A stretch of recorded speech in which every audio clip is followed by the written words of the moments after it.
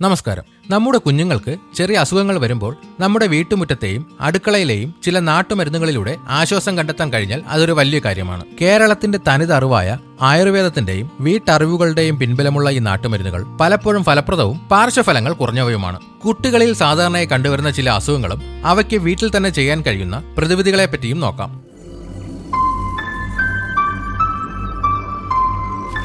ഗുരുതരമായ അസുഖങ്ങൾക്ക് വൈദ്യസഹായം തേടേണ്ടത് അത്യാവശ്യമാണ്. എന്നാൽ ചെറിയ അസ്വസ്ഥതകൾക്ക് നമുക്ക് ഈ നാട്ടുമരുന്നുകൾ ചെയ്യാം. ജലദോഷവും ചുമയും കുട്ടികളിൽ ഏറ്റവും കൂടുതലായി കാണുന്ന പ്രശ്നമാണിത്. മൂക്കൊലിപ്പ്, ചെറിയ പനി, തൊണ്ടവേദന എന്നിവയാണ് പ്രധാന ലക്ഷണങ്ങൾ. തുളസിയില കഷായം.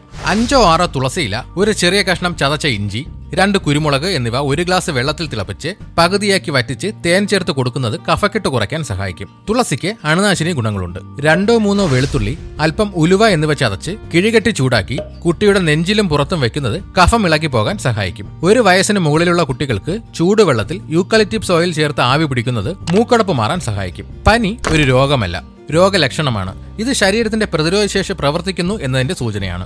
പനി കൂടുമ്പോൾ തണുത്ത വെള്ളത്തിൽ മുക്കിയ തുണി നെറ്റിയിലും കഷത്തിലും വയ്ക്കുന്നത് താപം കുറയ്ക്കാൻ സഹായിക്കും. അങ്ങാടി കടകളിൽ ലഭിക്കുന്ന രാസ്നാദി ചൂർണം നെറുകയിൽ തിരുമുന്നത് ജലദോഷത്തോടു കൂടിയ പനിക്ക് ആശ്വാസം നൽകും. പനിയുള്ളപ്പോൾ ശരീരം നിർജ്ജലീകരിക്കപ്പെടാൻ സാധ്യതയുണ്ട്. അതിനാൽ തിളപ്പിച്ചാറിയ വെള്ളം ഇടയ്ക്കിടയ്ക്ക് നൽകുക. കഞ്ഞിവെള്ളം ഉപ്പിട്ട് കൊടുക്കുന്നത് നല്ലതാണ്. വയറിളക്കം. കുട്ടികളിലെ വയറിളക്കം ശ്രദ്ധയോടെ കൈകാര്യം ചെയ്യണം. നിർജ്ജലീകരണം ഉണ്ടാകാതെ നോക്കേണ്ടത് പ്രധാനമാണ്. ഉപ്പും പഞ്ചസാരയും ചേർത്ത വെള്ളം നിർദ്ദേശപ്രകാരം നൽകുക.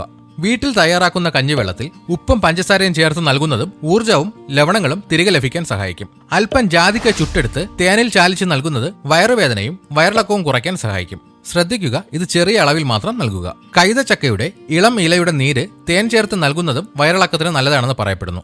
വയറുവേദനയും ദഹനക്കേടും. തെറ്റായ ആഹാര രീതിയോ കൃമിയുടെ ശല്യമോ ആകാം കുട്ടികളിലെ വയറുവേദനയ്ക്ക് കാരണം. അല്പം കായം വെള്ളത്തിൽ കുഴച്ച് പുക്കിളിന് ചുറ്റും തേച്ച് പിടിപ്പിക്കുന്നത് വയറിലെ ഗ്യാസ് മൂലമുള്ള വേദന കുറയ്ക്കാൻ സഹായിക്കും.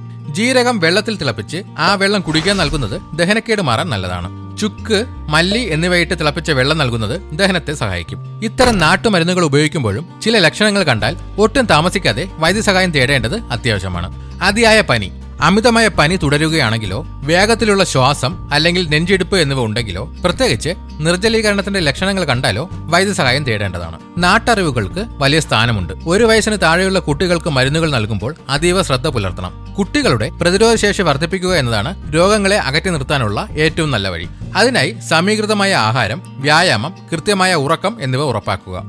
ഇതുപോലെയുള്ള ഹെൽത്ത് ടിപ്സിനായി ഈ ചാനൽ ഇപ്പോൾ തന്നെ സബ്സ്ക്രൈബ് ചെയ്യുക.